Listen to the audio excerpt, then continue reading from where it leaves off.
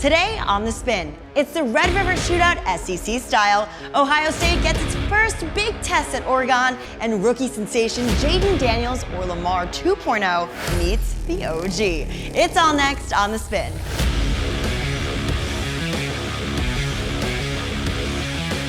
Hello, my friends. Welcome to Sports Insider's The Spin. I'm Ali Melendez, your girl, and you know what we're going to talk about, so let's do it. Yes, football just never disappoints now, does it? I mean, how about last week, huh? Top 10 upsets everywhere in college, complete with goalposts being carried down the streets of Nashville and ending up in the river. You just gotta love college football, right? I mean, I remember those crazy college days, but those stories are for another time, probably off air. Back to football. It only got better on Sunday, right? With the Vikings staying unbeaten in a thriller, the Ravens-Bengals instant classic, and all kinds of twists and turns around the league, including our first firing of the year. Yikes. Hopefully you had Robert Saleh in the pool. Bottom line, it's just a great time of year, and this week promises more of the same. Before we get into it though, a quick shout out to our friends over at BetOnline. Now you know, all of our odds here on The Spin are provided by BetOnline, the world's most trusted betting platform and #1 source for everything football. So, thank you, BetOnline, we love ya. All right, well, we have some massive games lined up on the college schedule this weekend, including the first big test of the year for Ohio State as the #2 Buckeyes head to #3 Oregon. Here now to break it all down for us is our very own Drew Butler and Gabe Ikard. Welcome, fellas. Thanks so much, Allie. Yes, indeed. Week 6 was truly chaotic. I don't know, Gabe, if we exactly knew what to expect heading into last weekend, but man, it did not disappoint. 3 teams in the top 10 go down. There were upsets all throughout the top 25. And yes, it ended with goalposts being thrown into rivers. That's why college football is the best. Drew Butler here, joined alongside my man, Gabe Ikard. It's The Spin, and we're taking a look at week 7 of the college football season, and this one is elite. We've got some amazing matchups, and Gabe, you're going to love the first one. That's right. It's the Red River rivalry, the first rendition in the Southeastern Conference. And how about this? The Texas Longhorns enter as the #1 team in the country. Of course, they're taking on the 18th ranked Oklahoma Sooners. Kickoff a different time here, 3:30 p.m. Eastern time. This one is on ABC, and those #1 ranked Longhorns, Gabe, 14.5-point favorites. The total set at 49. The best spectacle in all of college football in the middle of the State Fair of Texas at the Cotton Bowl. And the one thing about this game is you never know what's going to happen. I played in 4 of these. I won 3 of them. The only one that I lost, we were a 13.5-point favorite. Wow. It's a crazy game. It's a crazy game. And I think that Oklahoma's defense is good enough to keep this thing close. The version of Oklahoma's defense that showed up against Tennessee needs to show up against this Texas team. And I'm very interested to see how Quinn Ewers looks in this game, coming back from the injury. Could there be a little rust there for Ewers? Michael Hawkins Jr. has to do a good job of taking care of the football. He's done a good job of that since taking over at the quarterback spot for the Sooners, but that needs to continue, and he needs to be a weapon with his legs in this football game. It's a crazy game. That's too many points. I'm going to take the points with the Sooners. Give me the 14.5. Both of these teams coming off a bye, and as you mentioned, Gabe, reports indicate that Texas quarterback Quinn Ewers, with that extra rest, should be back in the fold. Head coach Steve Sarkisian making comments to kind of allude to the fact that he looks pretty good. He practiced last week. He'll be practicing this week. So I would expect Quinn Ewers to be back for the Texas Longhorns. And Michael Hawkins Jr., Oklahoma's quarterback, who has taken over for Jackson Arnold. Yeah, he is dynamic. He is dual threat. He will have to take advantage of his athleticism in order to keep this one close for the Sooners. Texas back to #1 after that chaotic week 6 where we saw favorites and top 10 teams go down in droves. This is the 5th time Texas has played the Red River rivalry, ranked as the #1 team. They're 3-0-1 in those previous 4 games. Gabe, how about this? This is the 44th time both teams are ranked heading into a game in this series. That is only second to Ohio State and Michigan. They've had 49 games between the two of those as both ranked opponents. 9 of the last 11 meetings have been decided by 8 points or less in this rivalry, and it's been dominated heavily by Oklahoma. 11 out of the last 15 the Sooners have won. 5 out of the last 6 the Sooners have won. Yes, Brent Venables, known for his defensive prowess, going up against Steve Sarkisian, an offensive guru. What gives? Which side do you roll with? 14.5 points sounds like a ton. I think this is a fade the trendy underdog spot. I think the public will be all over Oklahoma catching 14.5. So for that reason, Gabe, I'm sorry. I'm going to lay the big number with the Texas Longhorns. I will lay 14.5 with Texas. Will be an awesome game. No question about it. Gabe, you'll be there. Yeah, you'll be working for the Oklahoma Sooners. All right, let's head to a Big Ten clash. How about these two teams? The 4th-ranked Penn State Nittany Lions heading out west to the Coliseum to take on the Southern Cal Trojans. 3:30 p.m. Eastern Time kickoff on CBS. Penn State, with this long travel game, they're 5.5-point road favorites. This over-under is at 48 points. I'm laying the points with Penn State. I just think they're a more talented football team. And it's a very interesting situation for USC coming off a disappointing loss to Minnesota. That Trojans offense they struggled to produce explosive plays against Minnesota, and they've struggled with turnovers in the last couple of ball games. I could see both of those trends continuing against the Penn State defense that I think is pretty dang good. So I'll lay the points with Penn State. I just think they're a more talented football team. I think they will be able to control the football game at the point of attack.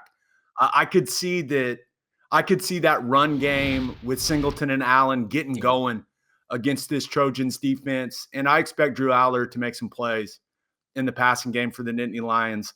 I think this is going to be a really short football game. When you look at how both of these teams play from a pace perspective, offensively, I've got my eye on the under because of the limited possessions I think this game could have. But right now, I feel good about laying the points with the Nittany Lions, even though they're going on the road and the long travel. I just think they're a better football team. So Penn State, ranked 4th now. How will James Franklin respond? That's really my biggest question, kind of the intangible of, can he rise up to the occasion? How about this trend? Penn State is 14-4 against the spread in their last 18 road games. Of course, led by Drew Aller, the running back duo of Nicholas Singleton and Katron Allen, and their lines of scrimmage should be dominant in this matchup. Surely Penn State has bigger size, more experience across the offensive and defensive line. The Nittany Lions defensive line, one of the best in the country from a statistical standpoint. So how will USC be able to combat that? Miller Moss and this USC offense has got to find explosive plays against the Nittany Lions defense. I do not think they will challenge them in the trenches. Therefore, I think at home, Miller Moss and Lincoln Riley are going to have to scheme up some stuff to push the ball down the field, get some chunk plays, and really get Penn State back on their heels. The Trojans have won 2 consecutive games straight up as underdogs, the exact spot that they're in. Combine that with the long travel that Penn State is going to have. I think this is a desperate spot for Southern Cal, a home underdog. Gabe, I'm going to take 5.5 points with the Trojans. I think they're going to be able to find a way to keep this one close. All right, let's wrap things up with another huge Big Ten clash. A top 3 Big Ten clash. The 2nd-ranked Ohio State Buckeyes heading out to Autzen to take out the number 3rd-ranked Oregon Ducks. 7:30 p.m. Eastern Time kickoff on NBC. The Buckeyes are 3.5-point road favorites. The total here, 53.5 points. Hoping for a classic. Oh yeah. I'm hoping that these teams deliver us a fantastic football game. I don't know if anything could live up to what we saw in the 4th quarter of that Alabama and Georgia game earlier this year, but I'm hoping this one comes down to the wire like that one did. And when you look at both of these teams, very talented rosters. Oh, yeah. And I think this is the first team Ohio State has played that can match their talent and athleticism all over the field. The Oregon has those types of athletes.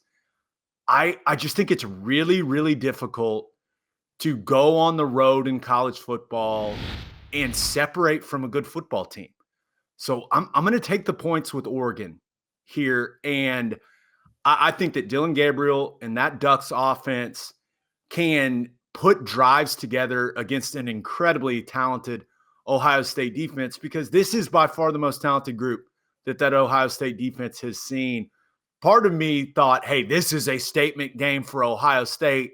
And then I went, college football is weird. Who knows what's going to happen in this football game? So I am expecting Will Howard to have some issues with the crowd noise.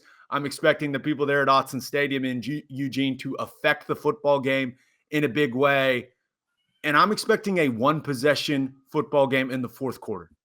So factoring that in, I'm going to take the points with the home team. Give me the 3.5 with the Ducks. This atmosphere should be absolutely electric. And these two teams out on the West Coast, this is going to be a great one to tune into. It's Ohio State's second ever trip to Eugene, the first since 1967. And the last meeting between these two teams was back in 2021 in Columbus. Oregon won that game on the road 35-28. They came into that game as 14-point underdogs.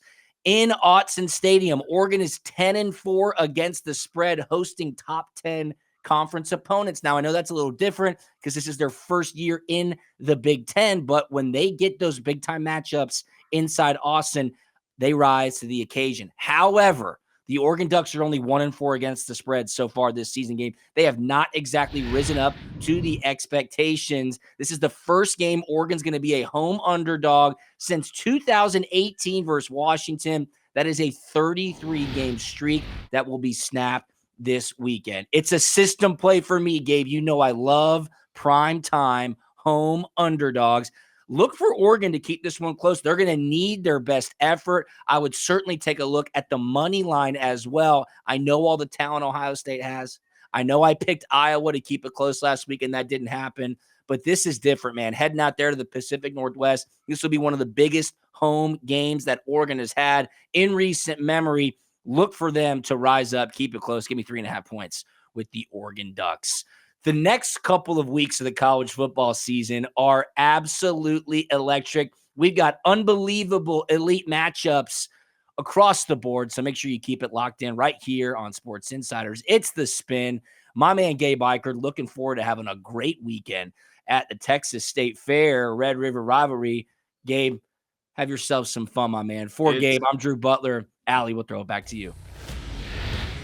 Wow, we'll talk about some brand name matchups, right? I, for one, am so excited for all the action this weekend, so thank you so much to Drew Butler and Gabe Ikard. Now, Drew will be back with us in just a minute for the NFL conversation we need to have, but as I mentioned earlier, all of our odds on Sports Insiders The Spin are provided by BetOnline. The college and NFL seasons are in full swing with another big weekend of games coming up, so be sure to get in on all the action with BetOnline, the world's most trusted betting platform and #1 source for everything football.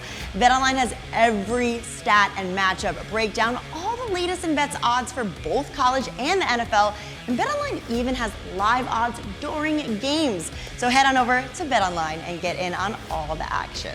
All right, it is NFL time, people. Drew is back, this time with a veteran of 11 NFL seasons, Anthony Becht, and of course, two-time Super Bowl champ, Jonathan Casillas. Welcome, guys. Thanks so much, Allie. Drew Butler back once again. Time to take a look at Week 6 in the National Football League. And guys, Halloween's just around the corner. Got some great divisional matchups here. Maybe some playoff implications are starting to come into picture. Drew Butler joined alongside Anthony Becht and my man Jonathan Casillas. And guys, let's start with one of the most exciting teams in the NFL right now, led by rookie sensation at quarterback Jaden Daniels. The Washington Commanders taking a short trip to go to Baltimore and play the Ravens. 1 p.m. kickoff Eastern time on CBS. Anthony, right now, the Ravens are 6.5-point favorites. The total here is 52.5 points. Yeah, you're right. I mean, let's start with the Commanders. I mean, Jaden Daniels has been, I wouldn't say a surprise, but we all know the ups and downs and the trials and tribulations of rookie quarterbacks. It's not easy to just dive in. It looks like the support cast, the coaches, the players around him, and quite frankly, the defense that they have, and having a defensive head coach with another guy that's been a head coach, but their coordinator, who I think is better suited as a coordinator, Cliff Kingsbury, has really found like the sweet spot right now. The question is can you sustain it? Can you, as you put things on tape and you do things, can you stay at that level? And on the other side, you have the Ravens, man. What a game versus the Bengals. I mean, just the ultimate shootout.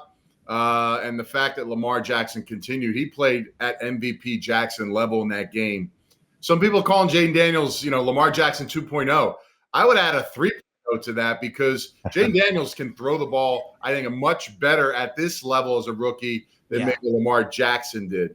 I have questions about the Ravens defense. They give a lot of points, a lot of yards in the passing game, touchdown passes versus the Bengals last week that kept that game high scoring. I like the over in this game, but I am going to go with the Commanders. That's a lot of points. This league, guys, we haven't seen a lot of blowouts. That's a lot of points. Yeah, it'd be very easy to win by a touchdown, but if Jaden Daniels gets the ball at the end or they're driving and it's a 2-minute situation, I truly believe they're going to find a way to do something to get it closer. So I'm going to take the Commanders in this situation at the and take those points at the plus 65.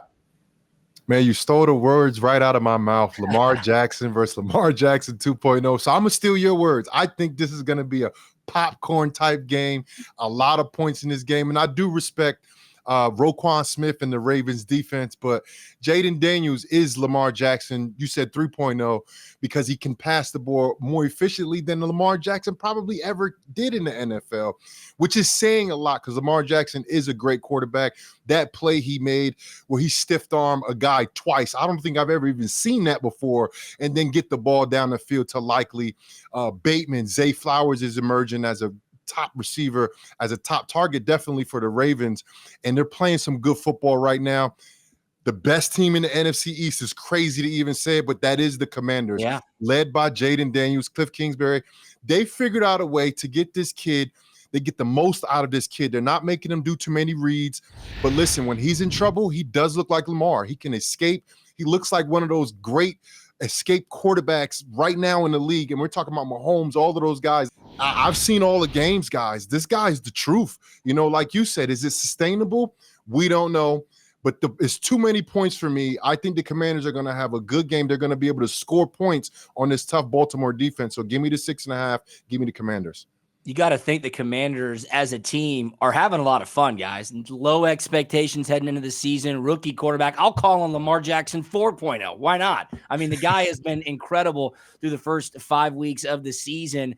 But the Commanders are starting to believe, and as we all know, in this league, that's really what you need to make some of those really amazing runs. Yeah, it's Jaden Daniels versus Lamar Jackson, but one thing that I'm really queuing in on is the head coaching matchup, John Harbaugh against Dan Quinn. We know Dan Quinn had success as the head coach of the Atlanta Falcons, and then he was very, very dominant as the defensive coordinator for the Dallas Cowboys, stepping into his new role and bringing in Cliff Kingsbury to run this offense. It's worked out great. I think Washington's going to be extremely trendy this week. Is it too big of a spot? One of the things I'm really thinking about is this Ravens defense. You think they're familiar with the mobile quarterback? Yeah, they have to go up against Lamar Jackson every single day in practice. So their defense is going to know how to show and confuse Jaden Daniels pre-snap, maybe mix in some coverage blitzes to where he doesn't really understand what's going on the field. And it might just be a little spot where the Commanders run out of some juice. I think the Ravens rely heavily on Derrick Henry.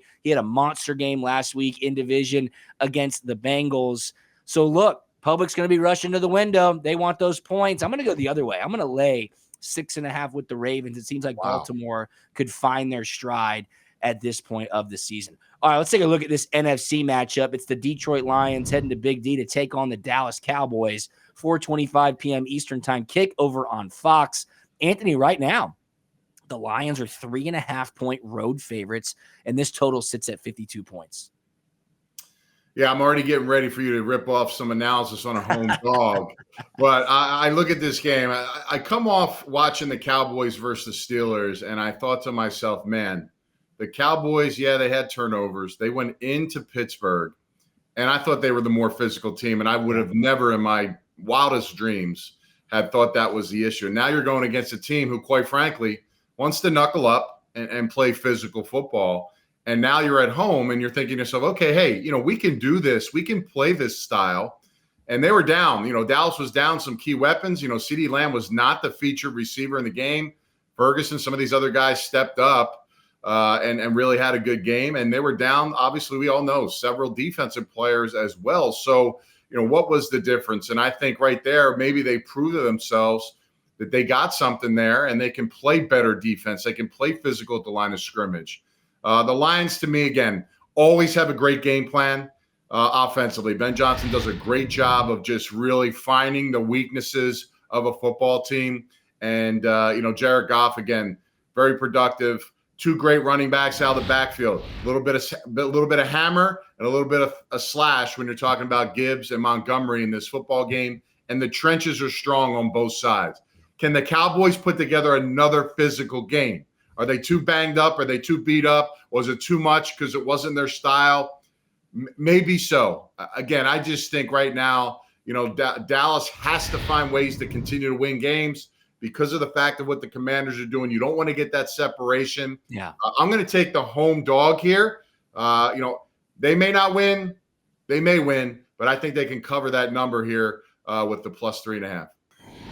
The Cowboys won 2 games in a row by only scoring 20 points, but it wasn't because their defense, like you're saying. I think it was just going against inept offenses, and the Steelers and the Giants. That's what I saw. The Lions, on the other hand, I think they do have the best offense in the NFL, led by Jared Goff. See what he did against Seattle. He was perfect. Yeah. He even caught a touchdown pass. They're playing some phenomenal football. You said it. Those running backs are tremendous. I watched both of those guys in the red zone, on the goal line, run over linebackers, both of them. You think Montgomery was the power back? Gibbs gave it to you too. And of course, the receiving core is outstanding. Jared Goff is playing some really good football. Aaron Glenn, that defense, they're doing some really good things. Aiden Hutchinson is a savage. He's an absolute beast. Yes. Unstoppable motor, guys. He just continuously goes. First move don't work. Second move don't work. Third move, he's just going to keep going. He's going to eventually get to Dak. Even though Dak is playing, I think, at a very high level, something's not right with the Dallas team. Something's not right with their offense. They're not scoring a lot of points, which we're used to seeing out of them. And if they can't score points against this Detroit team, they got, I think, score 30. I just don't think they're going to do it. I think the Lions go into Dallas and win big. Yeah, breaking down this one, guys, I went back and forth. Dallas coming off that hugely important win for their season on Sunday night on the road in Pittsburgh, and they've been dealing with a lot of injuries to some key playmakers on their defense. And then on the other side, Detroit coming off a bye week. They had that great win over Seattle where points were flying everywhere on Monday night a week ago, so they certainly have a rest advantage. I'm wondering if offensive coordinator Ben Johnson, with all that talent on the Detroit Lions offense led by Jared Goff, can dial up some explosive plays to take advantage of Dallas, who's missing a Micah Parsons, who's missing a DeMarcus Lawrence. They have had a lot of turnover in that defensive secondary as well. But the number one thing that stands out to me is the hook, 3.5.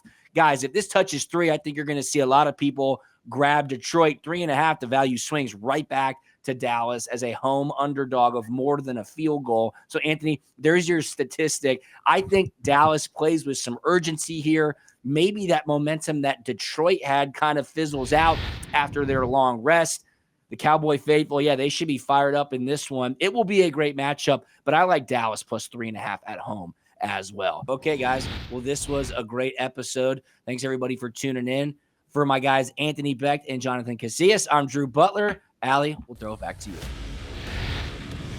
Amazing stuff, guys. I love hearing you talk about something that you're so passionate about, something you've lived through. It is going to be another amazing weekend, so shout out again to our guys.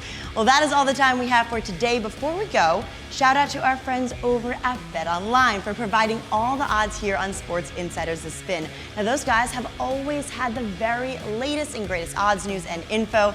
BetOnline is the world's most trusted betting platform and #1 source for everything football. So, thank you guys again. All right, my friends, enjoy all the action this weekend. It is going to be a great one. And of course, we'll see you right here next time on Sports Insiders The Spin.